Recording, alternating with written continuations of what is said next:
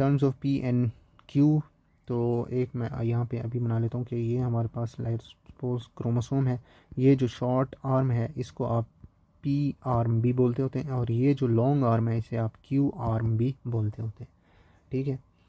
Next है, हाँ इसी के अंदर हम बोले थे कि what is the heterozygote prevalence in a population that is the Hardy Weinberg equilibrium, इसके अंदर 2pq जो है मिल जाएंगे, ठीक है। नेक्स्ट है कि प्रेडर वैली सिंड्रोम इनहेरिटेड और उसके सिम्टम्स बताने हैं। प्रेडर वैली के सिंड्रोम के अंदर क्या है ये मैंने अभी जेनेटिक्स की वीडियो बनाई है, वो भी मैं डाल दूंगा। इसके अंदर क्या होता है, मैटरनल जो जीन होता है ना वो साइलेंस्ड होगा, लेकिन डिजीज़ कब अपेयर होगी, जब आपका पैटर्नल अलील डिलीटेड होगा या हमारे पास म्यूटेटेड होगा, डिजीज़ तब शो होगी। यही हमारे पास प्रेडर वैली सिंड्रोम। फिर इसके अंदर अगर सिम्टम्स की बात करें तो सिम्टम्स आपको मिल रही होंगी मेंटल रिटार्डेशन, हाइपरफेजिया का दूसरा नाम जो है पॉलीफेजिया, जिसके अंदर आपको भूख ज़्यादा लग रही होती है, ओबिसिटी, हाइपोगोनाडिज्म और हाइपोटोनिया, ये आपको मिल रहे होंगे। और क्रोमोसोम्स की बात करें तो क्रोमोसोम नंबर 15 पे जो है ये डिफेक्ट होगा, क्रोमोसोम 15 पे, ठीक हो गया। नेक्स्ट है कि एंजलमैन सिंड्रोम। एंजलमैन सिंड्रोम के अंदर हमने ये देखना है, एंजलमैन में ना जो आपका पैटर्नल जीन है वो साइलेंस्ड होगा, लेकिन डिजीज़ आपको तब जो है शो होगी जब मैटरनल अलील डिलीट होगा या हमारे पास क्या होगा, डिलीट या म्यूटेट होगा, तभी आपको डिजीज़ एंजलमैन सिंड्रोम मिली होगी। इसके अंदर सिम्टम्स की बात करें तो आपको सिम्टम्स मिल रहे होंगे, मेंटल रिटार्डेशन भी मिल रहा होगा, सीजर, एटेक्सिया और इनएप्रोप्रिएट लाफ्टर। इनएप्रोप्रिएट ये जो है आपको ज़्यादातर जो है सूट करेगा एंजलमैन सिंड्रोम के हमारे पास सिम्टम्स में, इनएप्रोप्रिएट लाफ्टर, बेवजह जो है हंस रहे होते हैं बच्चे। नेक्स्ट है हमारे पास कि which mode of inheritance is represented by each of the following pedigrees. इसके अंदर हमारे पास ये उन्होंने दिए हैं autosomal dominant recessive, mitochondrial inheritance, X linked dominant and X linked. तो अगर आप वही मेरी जो है जेनेटिक वाली वीडियो देख लेना तो वहाँ पे ज़्यादा है आपको जो है डिटेल मिल जाएगी, तो बाकी ये आप देख लें खुद ही।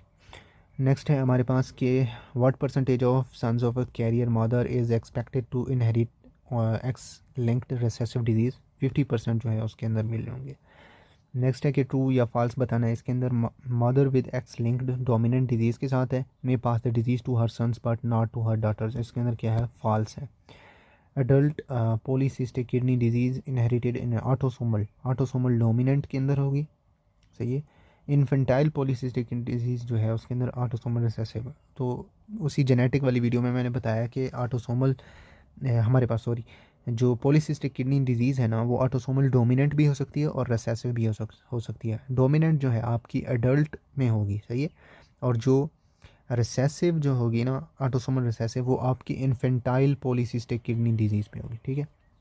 नेक्स्ट है कि अ पेशेंट हैज़ मल्टीपल टेलेंजेक्टेसिया, यानी कि उसकी जो छोटी छोटी सी ब्लड वेजल जो है सीन हो रही है, skin discolourations, notes, recurrent epistaxis, what vascular pathology would you expect to find. इसके अंदर जो है हमारे पास एट्रियो वेनस मेलफॉर्मेशन मिलेगी, ठीक है, और ये इसके अंदर सिम्टम्स जो हैं टिपिकल मिलेंगे, हेरिडिटरी हेमोरेजिक टेलेंजेक्टेसिया, इसके अंदर ये एक बीमारी है उसके अंदर आपको मिलेंगे, ठीक है। फिर हमारे पास के what is an effective cure for hereditary spherocytosis, splenectomy, आपने स्प्लीन ही क्या है रिमूव कर देनी है, ठीक है। नेक्स्ट है कि a tall man comes to the emergency room with a combination of dissecting ascending aorta and acute mitral valve prolapse, what disorder best explains these findings। इसके अंदर क्या है आपको मॉर्फिन सिंड्रोम मिल रहा होगा। इसके अंदर आपको जो फाइंडिंग ज़्यादातर मिल रही है ये dissecting ascending aorta plus tall और मिट्रल वेल प्रोलैप्स, ये जो है मॉर्फिन सिंड्रोम के अंदर डायग्नोस होती है। नेक्स्ट है कि you notice cafe au lait spots and cutaneous neurofibromas all over the patient skin, उसकी स्किन पे जो है न्यूरोफाइब्रोमास देखे हैं, ठीक है, कि इसके अंदर फिर कौन सा क्रोमोसोम जो है काज करेगा इस डिसऑर्डर को, क्रोमोसोम 17 जो है न्यूरोफाइब्रोमोटोसिस के अंदर होता है, ठीक है। नेक्स्ट है कि cystic fibrosis result from a defect in which gene, इसके अंदर जो जीन है वो आपके पास CFTR है, और क्रोमोसोम नंबर 7 पे होगी, और चैनल कौन सा होगा, क्लोराइड चैनल। ये आपकी सिस्टिक फाइब्रोसिस का ऐसे समझे खुलासा है। Which drug can be use to loosen mucus plugs in patient with cystic fibrosis. N acetylcysteine जो है आप ये यूज़ कर रहे होते हैं। और अगर आपको लाइक पैरासीटामोल का एक केस मिला है, उसके अंदर उसने ना पैरासीटामोल्स ली हैं, ड्रग्स ली हैं एक्सेस मकदार में, तो उसके अंदर ना आप एन एसिटाइलसिस्टीन जो है एंटीडोट दे रहे होते हैं, ठीक है।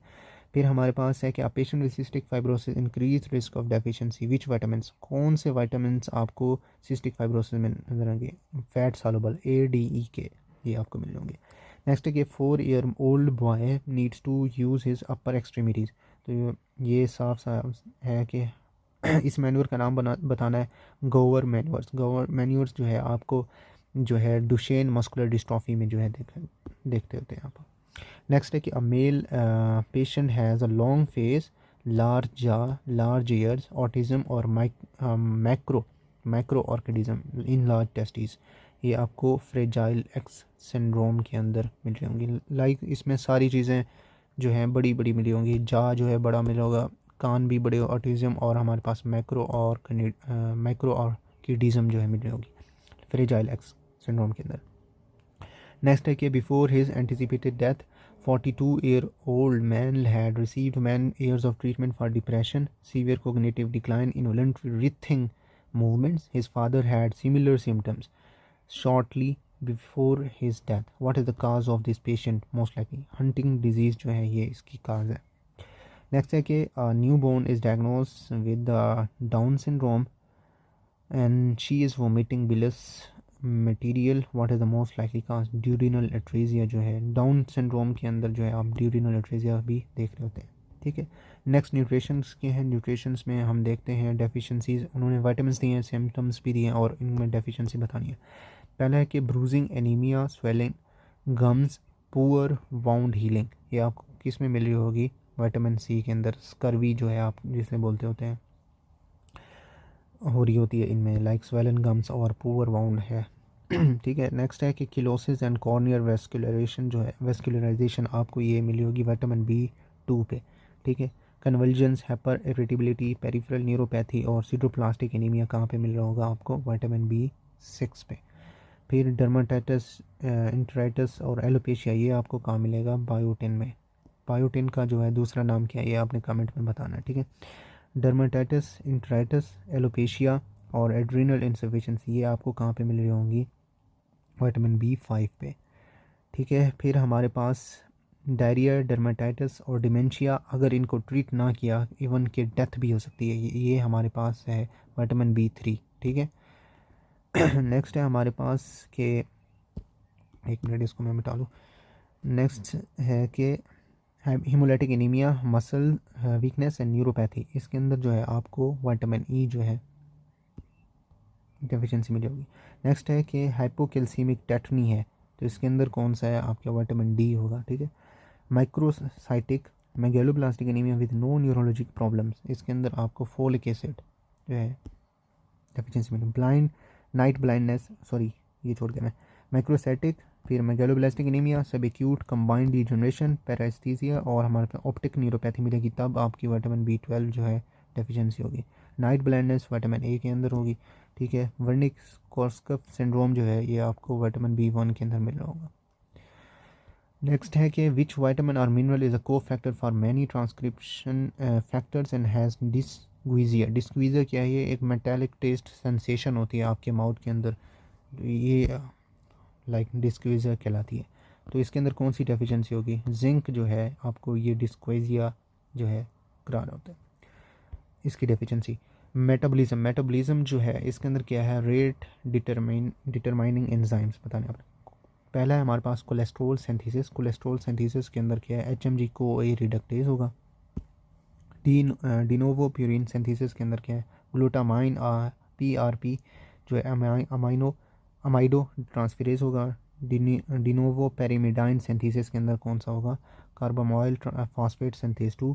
फैटी एसिड ऑक्सीडेशन में क्या होगा, फैटी एसिड के अंदर कार्निटाइन एसिटाइल ट्रांसफेरेज 1 होगा। फैटी एसिड सिंथेसिस ऑक्सीडेशन पे जो है आपकी है होगी और सिंथेसिस पे क्या होगी, एसिटाइल को एक कार्बोक्सिलेज होगा। ग्लाइकोजेनेसिस पे क्या होगा, ग्लाइकोजन सिंथेज। और ग्लूकोजेनिस जीनोलाइजेनेसिस के अंदर क्या मिलेगा आपको, फ्रक्टोज 1,6 बिसफास्फेट। और ग्लाइकोजीनोलाइसिस के अंदर क्या मिलेगा आपको, ग्लाइकोजन फास्फोरिलेज। ठीक है। HMP शंट पे जो है आपको G6PD मिलेगी डेफिशिएंसी। और HMP जो है कीटोजेनेसिस के अंदर क्या है, HMG को सिंथेज। और TCA साइकिल में क्या है आपको मिल रहा होगा, आइसोसिट्रेट डिहाइड्रोजिनेस। यूरिया साइकिल पे फास्फो जो है फ्रक्टोकाइनेज होगा। नेक्स्ट है हमारे पास उन्होंने एक डायग्राम दी है, इसको हमने बताना है कि which steps are glycolysis are reversibles, add 1 और 2 एरोज इन। ये मैंने पहले से लगा दिया। इसके अंदर जो है आपका ये रिवर्सिबल ग्लूकोज होगा, ग्लूकोज 6 फास्फेट के अंदर। एक मिनट, ग्लूकोज ये जी है ग्लूकोज के 6 फास्फेट उसके अंदर। फिर ये फर्दर जाएगा आपकी फ्रुक्टोज 16 20 फास्फेट में। ठीक है। फिर यहाँ पे आया फ्रुक्टोज 6 20 फास्फेट। फिर ये रिवर्सिबल होगा फिर हमारे पास ग्लाइसर एल्डिहाइड 3P पे। ठीक है। फिर ये रिवर्सिबल होगा हमारे पास 1,3 बिस फास्फो ग्लाइसरेट। तो यहाँ पे ग्लाइसरेट मिल जाएगा इसके साथ। फिर ये 3 फास्फोग्लाइसरेट जो है हमारे पास जाएगा 2 फास्फोग्लाइसरेट। 2 फास्फोग्लाइसरेट जो है ये फर्दर जो है हमारे पास फास्फो इनोल पायरोवेट करेगी। फिर अब यहाँ पे सिंगल एरो आ जाना है। ठीक है। यहाँ पे ये रिवर्सिबल नहीं हो सकता, इसके अंदर आपके आ जाएगी पायरोवेट। फिर आ जाएगा हमारे पास एसिटाइल को ए। ठीक है। फिर हमारे पास एसिटाइल को ए से जो है फर्दर हमारे पास जाएगा यहाँ से सिट्रेट से फिर हमारे पास आइसोसिट्रेट के अंदर। ठीक है, चेंज होगा। आइसोसिट्रेट से फिर हमारे पास ये अल्फ़ा कीटोग्लोट्रेट के अंदर चेंज होगा। फिर ये हमारे पास सक्सिनाइल को ए के अंदर चेंज होगा। फिर ये सक्सिनाइल को ए से हमारे पास सक्सिनेट से फिर हमारे पास फ्यूमरेट से फिर ये हमारे पास मलेट से ये फिर जो है हमारे पास ऑक्सैलो एसीटेट। तो इस तरह का जो है ये आपका क्या है साइकिल चलता रहेगा। ठीक है, इसको देख लें बाकी। नेक्स्ट है हमारे पास कि how many ATP molecules can be created by aerobic and anaerobic metabolism of glucose। इसके अंदर क्या है, एरोबिक ग्लूकोज मेटाबॉलिज्म के लिए आपको 32 ATP चाहिए होती है पर मॉलिक्यूल ऑफ ग्लूकोज। ये आपको हार्ट और लीवर में मिली होंगी।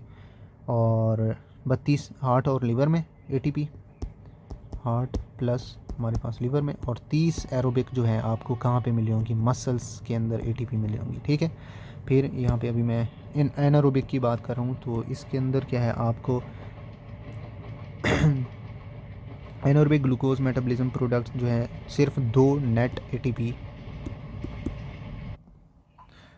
सॉरी फॉर डिस्टर्बेंस, ट्रेन गुजर रही थी। अच्छा, एनारोबिक मेटाबॉलिज्म की बात करें तो इसके अंदर ना हमारे पास 2 नेट ATP मिल रही होंगी जो हमारे पास पर मॉलिक्यूल्स ऑफ ग्लूकोज पे। ठीक है।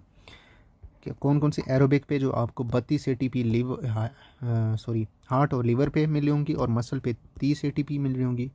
और एनारोबिक मेटाबॉलिज्म पे आपको 2 नेट ATP मिल रही होंगी। ठीक है। फिर नेक्स्ट हमारे पास क्वेश्चन है कि एक मिनट ये मिटा लूँगा कि alpha ketoglutarate dehydrogenase complex and the pyruvate dehydrogenase complex required 5 कोफैक्टर्स। What are these cofactors? एक तो हमारे पास vitamin B1, vitamin B2, vitamin B3, vitamin B5 और लिपोइक एसिड। ये जो हैं चाहिए होते हैं अल्फ़ा कीटो ग्लूटरेट डिहाइड्रोजिनेज कम्प्लेक्स और पायरुवेट डिहाइड्रोजिनेज कम्प्लेक्स के लिए ये 5 कोफैक्टर्स चाहिए होते हैं।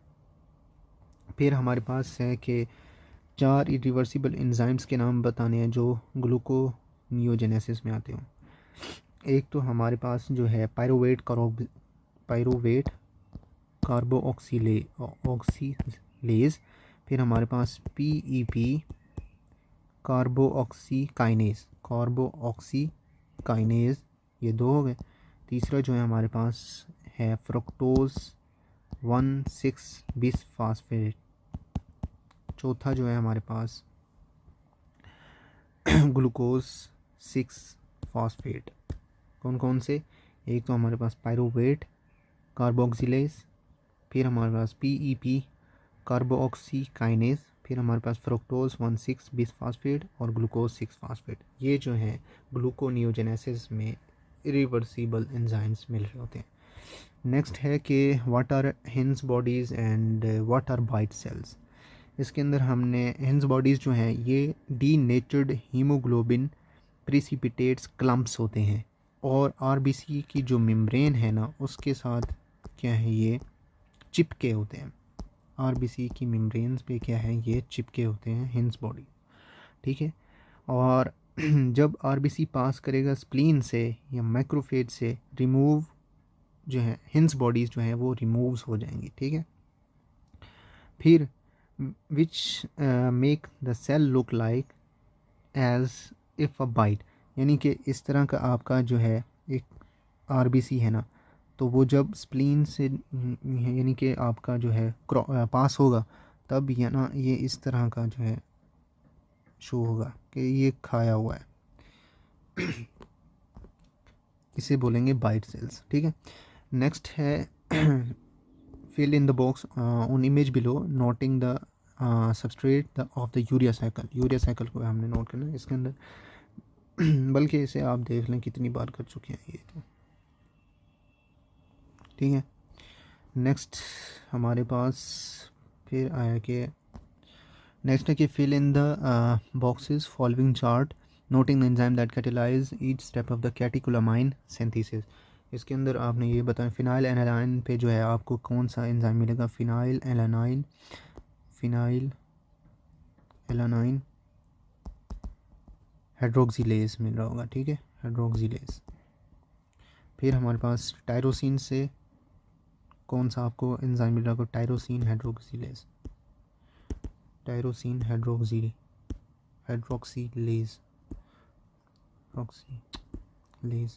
फिर आपको di hydroxy phenyl alanine AKA डूपा पे कौन सा एंजाइम मिलेगा,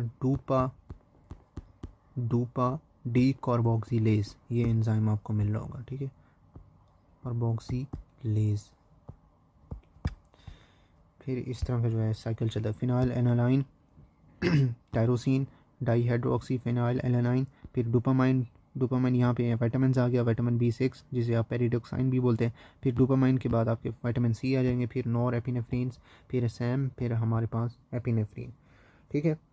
फिर हमारे पास एक जो है क्लिनिकल क्वेश्चन दिया है कि 16 साल का लड़का है, रूटीन विजिट पे आया, फिजिकल एग्जामिनेशन उसे शो करिए फेब्री डिजीज़। इसके अंदर कौन सी इनहेरिटेड पैटर्न डिजीज़ है, एक्स लिंक्ड रिसेसिव जो है ये होगा हमारे पास इनहेरिटेड। नेक्स्ट जो है हमें उन्होंने लाइसोसोमल स्टोरेज दी हैं, इसके अंदर एंजाइम बताने हैं और अकोमुलेटेड सबस्ट्रेट। फेब्री डिजीज़ के अंदर जो है हमारे पास अल्फ़ा गैलेक्टोसिडेज A जो है एंजाइम डेफिशिएंसी होगी, और अकोमुलेटेड सबस्ट्रेट जो है आपको सीरामाइड ट्राईहेक्सोसाइड मिलेगा, ट्राईहेक्सोसाइड। गाउचर डिजीज़ के अंदर आपको बीटा ग्लूकोसेरिब्रोसिडेज मिलेगा, ठीक है। और ग्लूको जो सेरिब्रोसाइड है ना ये अकोमुलेटेड होगी सबस्ट्रेट में, ग्लूकोसेरिब्रोसाइड। हंटर सिंड्रोम के अंदर जो है आइडिरोनेट सल्फाटेज